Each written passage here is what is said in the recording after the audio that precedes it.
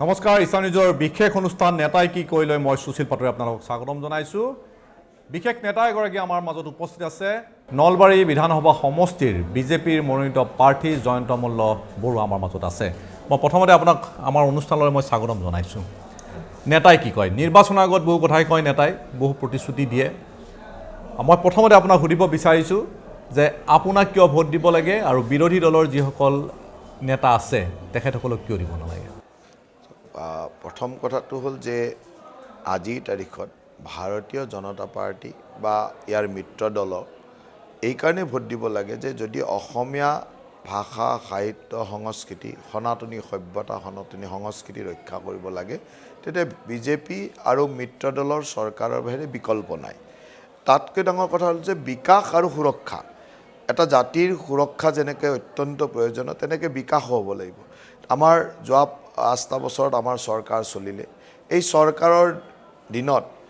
সৰ্বানন্দ সোণোৱাল হিমন্ত বিশ্ব শৰ্মাৰ নেতৃত্বত গোটেই অসমত এটা বিকাশৰ জয়যাত্ৰা আৰম্ভ হ'ল। এই জয়যাত্ৰা আৰু ত্বৰান্বিত হ'ব লাগিব। গতিকে বিকাশ আমাক লাগিব, তাৰ লগে লগে জাতিটোৰ সুৰক্ষা লাগিব আৰু এই জাতিটোৰ সুৰক্ষা আৰু বিকাশৰ কাৰণে বিজেপিৰ বিকল্প নাই। গতিকে মানুহে বিজেপিক ভোট দিব লাগে। মই দ্বিতীয় কথা আপোনাক সুধিব বিচাৰিছোঁ যে নলবাৰী বিধানসভা সমষ্টিত দল একেটাই আছিলে। যোৱাবাৰ যি দলৰ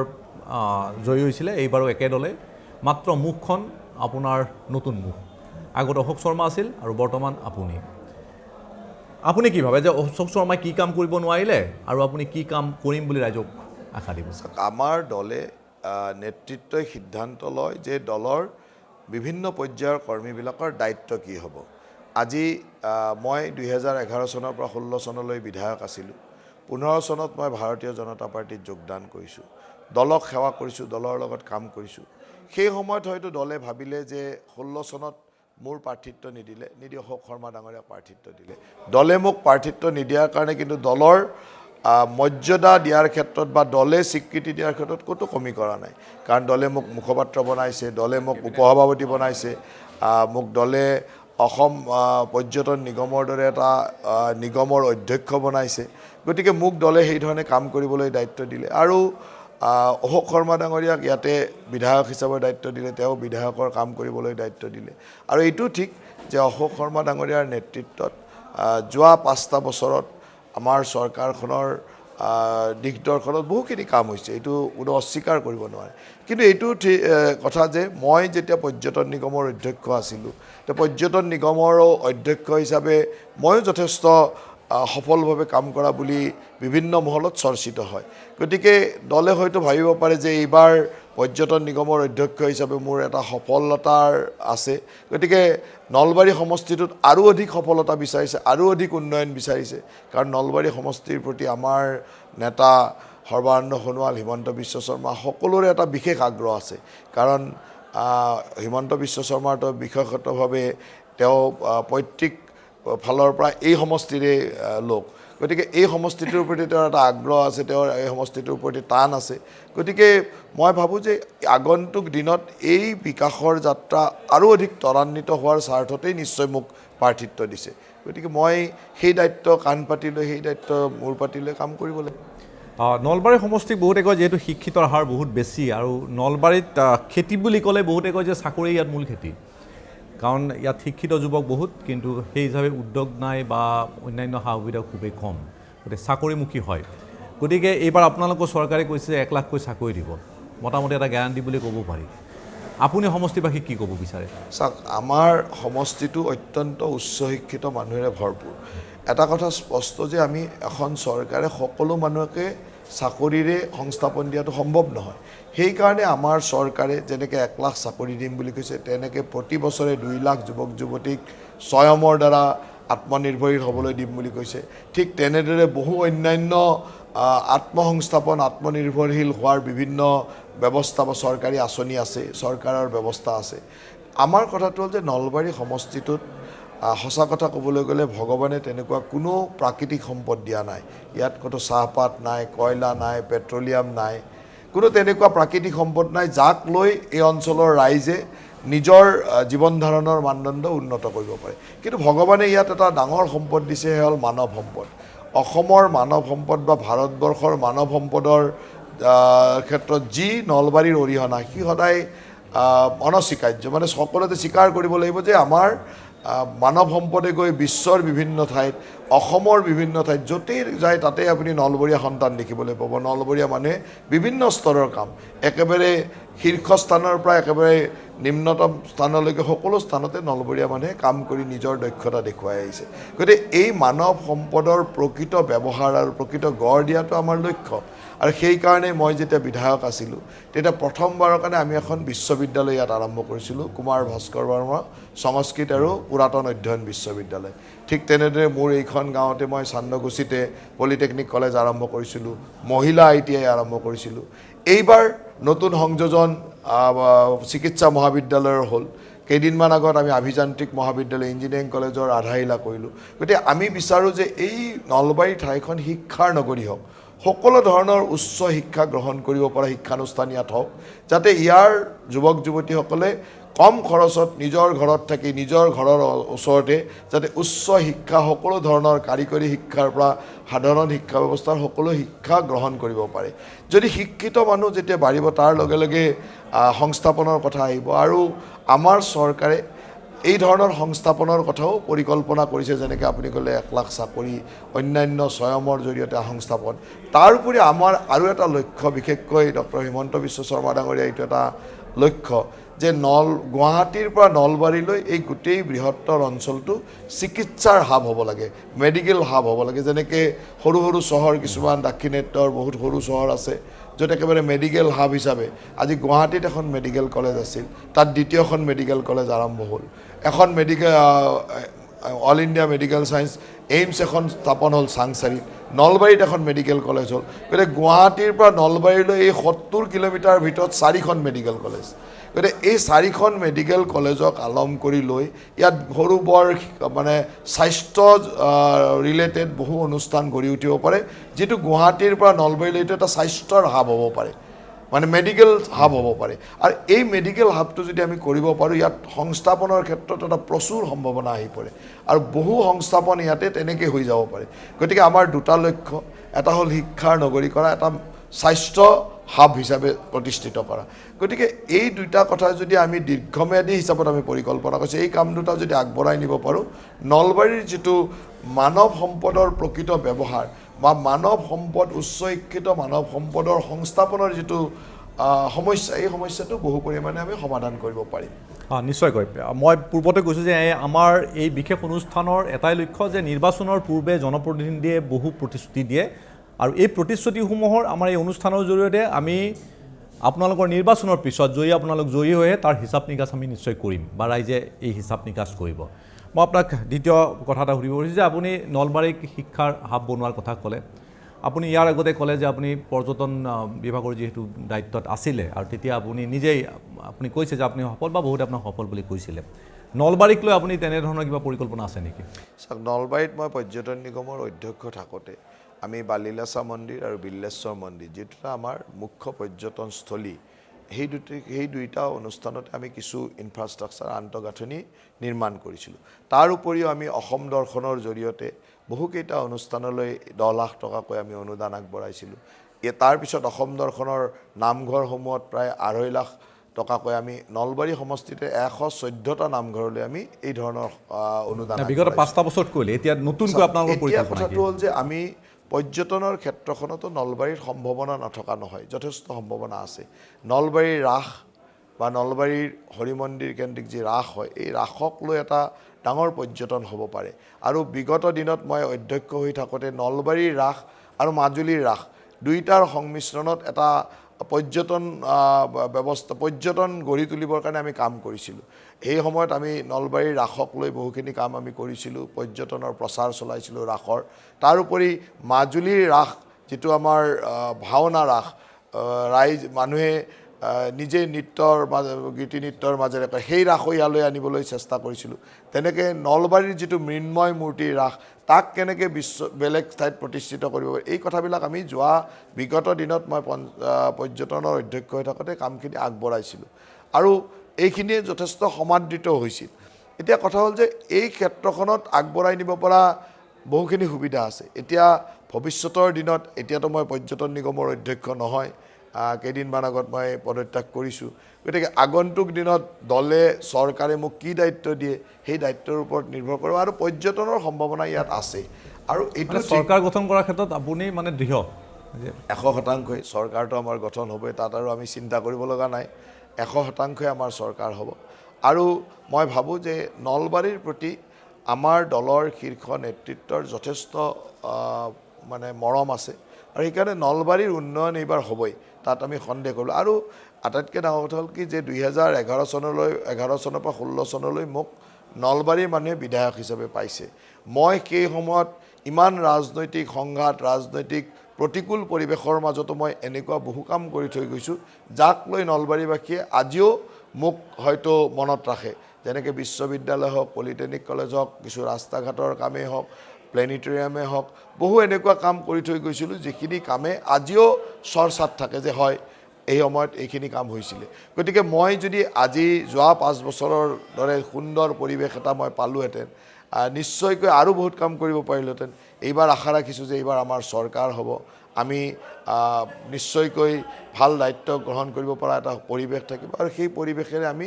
খুব সুন্দৰভাৱে নলবাৰীখনক আগবঢ়াই নিব হয় নিৰ্বাচনৰ আগত দলে ইস্তাহাৰ প্ৰকাশ কৰে বা প্ৰতিগৰাকী প্ৰাৰ্থীয়ে তেওঁলোকৰ নিজৰ নিজৰ প্ৰতিশ্ৰুতি দিয়ে এইবাৰ এক বিপৰীতধৰ্মী পৰিৱেশ দেখা হৈছে কংগ্ৰেছে এইবাৰ প্ৰতিশ্ৰুতি দিয়া নাই কংগ্ৰেছে 5টা গেৰেণ্টি দিছে আপোনালোকে গেৰেণ্টি দিব নাই আপুনি বিশেষকৈ সমষ্টিত কিবা গেৰেণ্টি দিব নেকি কংগ্ৰেছে যিবিলাক গেৰেণ্টি দিছে এইবিলাক স্বাধীনতাৰ এই 70 বছৰৰ পিছত তেওঁলোকে কিয় গেৰেণ্টি দিব লগা হ'ল যেতিয়া এটা প্ৰডাক্ট খুব বেয়া হৈ যায় তেতিয়া প্ৰডাক্টটো বিক্ৰী নোহোৱা হয় তেতিয়া এনেকুৱা ধৰণৰ গেৰেণ্টি দি এনেকুৱা ধৰণৰ এটা এডভাৰটাইজমেণ্ট কৰা আৰম্ভ কৰে আৰু মই ভাবোঁ যে কংগ্ৰেছৰ প্ৰডাক্টটো আৰু এতিয়া অচল হৈ পৰিল আৰু সেই অচল প্ৰডাক্টটো চলাবৰ কাৰণে এনেকুৱা ধৰণৰ গেৰেণ্টি শব্দবিলাক ইউজ কৰি তেওঁলোক ফিল্ডত নামিছে কিন্তু অসমৰ ৰাইজে বা ভাৰতবৰ্ষৰ ৰাইজেতো জানে এই গেৰেণ্টিৰ কোনো ভেলু নাই আৰু এটা কথা ঠিক যে আমি আমাৰ বিগত দিনৰ কামৰ মাজেৰে আমি দেখুৱাই থৈছোঁ যে আমি কি কৰিব পাৰোঁ আমাৰ কথা হ'ল যে আমি এটা স্পষ্ট কথাই কৈছোঁ যে সুৰক্ষা আৰু বিকাশৰ অংগীকাৰ আকৌ এবাৰ বিজেপি চৰকাৰ অসমীয়া জাতি অসমীয়া সভ্যতা অসমীয়া সংস্কৃতিৰ সুৰক্ষা লাগিব ঠিক তেনেদৰে বিকাশৰ গংগা তৃণমূল পৰ্যায়ত সকলো ঠাইলৈ বব লাগিব আৰু যোৱা 5টা বছৰ সেইটো হৈছে সুৰক্ষা কেনেকৈ হৈছে আপোনালোকে নিজেই দেখিছে অসমৰ সত্ৰৰ মাটিৰ সুৰক্ষা হৈছে অসমৰ গড়ৰ সুৰক্ষা হৈছে অসমৰ প্ৰতিটো সাহিত্য সংস্কৃতিৰ সুৰক্ষা হৈছে গতিকে এই ধৰণৰ সুৰক্ষা লৈ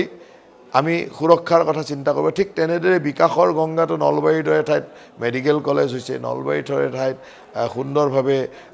ৰেলৱে অভাৰব্ৰিজ হৈছে বহু ৰাস্তা ঘাটৰ কাম হৈছে গতিকে বিকাশ আৰু সুৰক্ষা দুয়োটাই নলবাৰীয়া ৰাইজে বিগত দিনত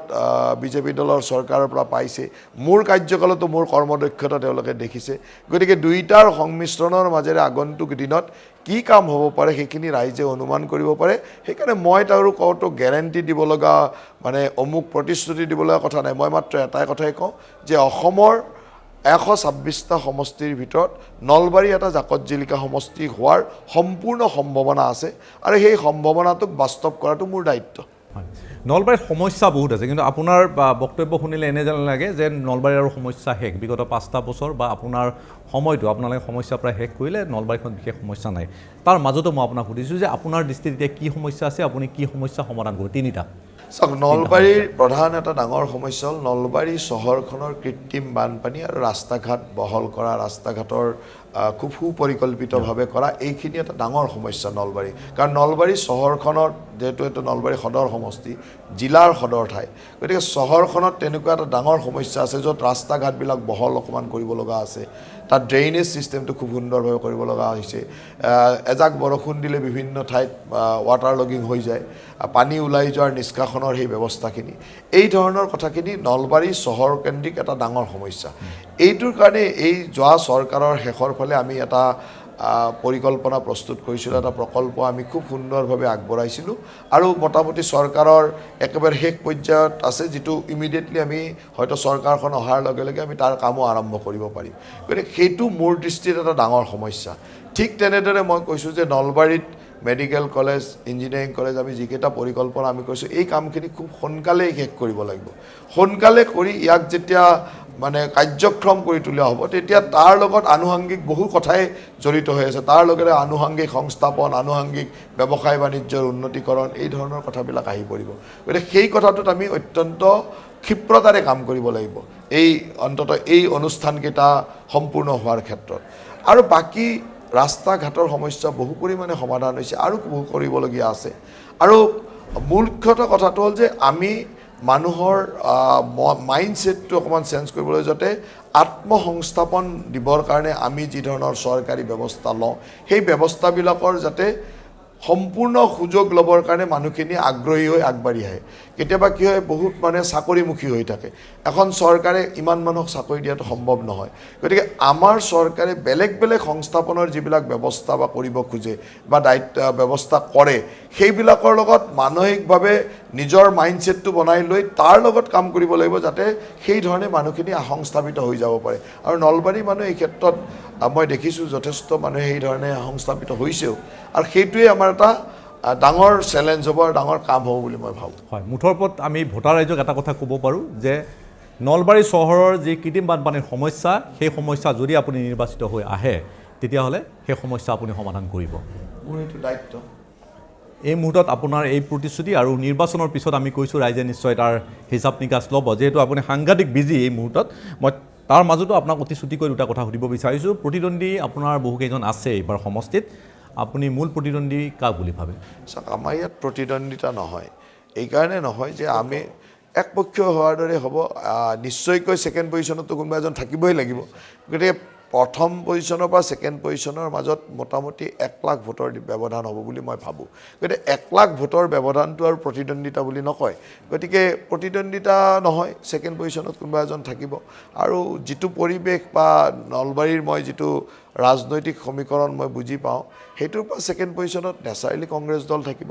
কিন্তু কংগ্ৰেছ দলৰ লগত আমাৰ প্ৰতিদ্বন্দ্বিতা নহয় আমাৰ মিনিমাম 1 লাখ ভোটৰ ব্যৱধানত আমি বিজয়ী হ'ম মহাজোঁটৰ লগতে আপোনালোকৰ প্ৰতিদ্বন্দ্বিতা হোৱাৰ কথা আপুনি কৈছে মানে দ্বিতীয় আপোনাৰ ভাষাত যে দ্বিতীয় আপুনি মহাজোঁট বুলি ক'লে মই বেছি ভাল পাম সেইকাৰণেই যে নলবৰীয়া মানুহে এই মহাজোঁটৰ কাৰণে কংগ্ৰেছ দলক ভোট নিদিয়ে কাৰণ যেতিয়া বদৰুদ্দিন আজমলৰ ছবিখন নলবৰীয়া মানুহে দেখা পায় আৰু কংগ্ৰেছ দলৰ লগত ৰিপুণ বৰাৰ লগত বদৰুদ্দিন আজমলৰ এখন জইণ্ট ফটো দেখে যে এইটোৱে মহাজোঁট তেতিয়া আৰু নলবৰীয়া মানুহে কংগ্ৰেছৰ প্ৰতি থকা সামান্যতম যদি কিবা আছিলে সেইটো লগে লগে নোহোৱা হৈ যায় গতিকে নলবৰীয়া মানুহে আপোনালোকে মহাজোঁট বুলি কোৱাৰ লগে লগে যিকেইটা ভোট অলপত পাইছিলে সেইকেইটাও নোহোৱা হৈ যাব আৰু নোহোৱা হোৱাটোৱেই স্বাভাৱিক আৰু সেইটোৱে হৈ আছে কাৰণ নলবৰীয়া মানুহে কেতিয়াও সেই বদৰুদ্দিন আজমলৰ সেই ফটোখন আৰু বদৰুদ্দিন আজমলে অসমৰ ৰাজনীতিত দখলদাৰী দেখুৱাব ৰাজনীতিৰ মানে কৰ্ণাধাৰ হৈ পৰিব এই কথাটো নলবৰীয়া মানুহে কেতিয়াও মানে মানি নলয় হৃদয়ৰ পৰা মানি নলয় আৰু সেইকাৰণে কংগ্ৰেছ দলক এবাৰ উৎখাত কৰিব আপুনি ছিকিউৰিটি ফৰফিল হ'ব বুলি ক'লেও ভুল নহয় আপুনি ক'ব পাৰি যে বিজেপিৰ এজন অতি সৌভাগ্যৱান আপুনি প্ৰাৰ্থী এইকাৰণে যে এজন ষ্টেণ্ডিং MLAক আপোনালোকৰ টিকট নিদিলে অশোক শৰ্মাক টিকট নিদিলে আৰু তাৰপিছতো কোনো ধৰণৰ বিদ্ৰোহ নহ'ল আপোনাৰ বিশেষ এই সমষ্টিটোত চাওক ময়ো এটা সময়ত ষ্টেণ্ডিং MLA আছিলোঁ সেই সময়ত মই ইয়াত বিধায়ক হৈ থাকোঁতে মোকো প্ৰাৰ্থিত্ব দিয়া নাছিল আৰু ময়ো অশোক শৰ্মা ডাঙৰীয়াৰ হাতত ধৰি একেলগে নিৰ্বাচনৰ প্ৰচাৰ চলাইছিলোঁ একেলগে মনোনয়ন পত্ৰ দিছিলোঁ একেলগে তেওঁক জিকাই নিয়াত সহায় কৰিছিলোঁ আৰু সেইটোৰ প্ৰতিদান আজি মই পাইছোঁ আজি মোক যেতিয়া প্ৰাৰ্থিত্ব দিছে অশোক শৰ্মা ডাঙৰীয়াই মোৰ লগত একেলগে লাগিছে সমৰ্থকসকলেও বুজি পায় যে যোৱাবেলি 5টা বছৰ মই বিধায়ক হিচাপে আৰু নলবাৰী ৰাইজে মোক এজন সফল বিধায়ক হিচাপে পাইছিল এজন সফল বিধায়ক হিচাপে পোৱাৰ পিছতো মোক প্ৰাৰ্থিত্ব নিদিওঁতে মই সম্পূৰ্ণ হৃদয়ৰ একেবাৰে নিবৃত কোণৰ পৰা সহায় কৰি একেবাৰে অশোক শৰ্মা ডাঙৰীয়াক 1 লাখ ভোট পোৱাৰ সহায়ত আগবঢ়াইছিলোঁ গতিকে এইবাৰ নলবৰীয়া ৰাইজে এই কথাবিলাকতো পাহৰি যোৱা নাই 5 বছৰ আগত দেখিছে আৰু অশোক শৰ্মা ডাঙৰীয়াক সেইধৰণে সেইকাৰণে সহায় কৰিছে আৰু সহায় কৰাটো আমাৰ দলৰ এটা শৃংখলাৰ ভিতৰত পৰে আৰু মই ভাবোঁ যে আমাৰ ইয়াত কোনো ধৰণৰ বিদ্ৰোহ আপুনি দেখা নাই আৰু নহয়ও সকলোৱে সুন্দৰভাৱে সমিল মিলৰ মাজেৰে আমি দলটো পৰিচালিত হয় আৰু দলটোৰ সকলো কৰ্মী একলগ হৈ এইবাৰ আমাৰ যিটো লক্ষ্য সেই লক্ষ্যত আমি উপনীত হ'ব অগপৰ ভোট আপোনালোকৰ একো থাকিব অগপৰ ভোট এনেও আমাৰ লগতে থাকে আৰু এইবাৰ অগপৰ ভোট কংগ্ৰেছ আৰু UDFৰ মিলনৰ পিছত অগপৰ কোন জাতীয়তাবাদী মানুহে বাৰু কংগ্ৰেছ দলক ভোট দিব কিয় দিব গতিকে অগপ আৰু বিজেপি দলৰ যিটো মিত্ৰতা এই মিত্ৰতাই আমাৰ ইয়াতে খুব সঠিকভাৱে আৰু দৃঢ়ভাৱে আছে আজি মই নিৰ্বাচনৰ প্ৰতিখন সভাতে অগপৰ নেতা মোৰ লগত যায়, তেওঁলোকে বক্তৃতা প্ৰদান কৰে, তেওঁলোকে তেওঁলোকৰ ভাষ্য দিয়ে, আমি আমাৰ ভাষ্য দিওঁ। গতিকে আমি খুব জইণ্টলি খুব সুন্দৰভাৱে সভা সমিতিবিলাক কৰোঁ বা জইণ্টলি সকলো ডিচিশ্যন আমি একেলগে লওঁ। গতিকে ইয়াত অগপ আৰু বিজেপিৰ মিত্ৰতাটোৰ একদম পূৰ্ণ প্ৰতিফলন আপুনি দেখিবলৈ পাব। হয়, আপোনাৰ আমি সময় বেছি নল'ম বুলি আমি কৈছোঁ, যিহেতু ভীষণ ব্যস্ত। মই আপোনাক ধন্যবাদ জ্ঞাপন কৰিছোঁ আমাৰ এই অনুষ্ঠানত থকাৰ বাবে। আপুনি কৈছে যে 1 লাখৰ ব্যৱধান থাকিব, এয়া নিশ্চয়কৈ নিৰ্বাচনত স্পষ্ট হ'ব। 1 লাখ ভোটৰ ব্যৱধানত আপুনি জয়ী হৈ আহিব পাৰে নে নাই। আমাৰ শুভেচ্ছা থাকিল, আপোনাৰ পৰৱৰ্তী ৰাজনৈতিক জীৱন সুখৰ হওক, আগবাঢ়ি যাওক। আৰু আপুনি যিবোৰ আশা কৰিছে, যদি আপুনি জয়ী হ'ব পাৰে, সেইবোৰ পূৰণ কৰিব পাৰে নে নাই, সেয়া নিশ্চয় অসমৰ ৰাইজে চাব, নলবাৰীৰ ৰাইজে তাৰ হিচাপ নিকাচ কৰিব। মই পুনৰ আপোনাক ধন্যবাদ জ্ঞাপন কৰি আমাৰ এই অনুষ্ঠানৰ পৰা বিদায় লৈছোঁ। ধন্যবাদ।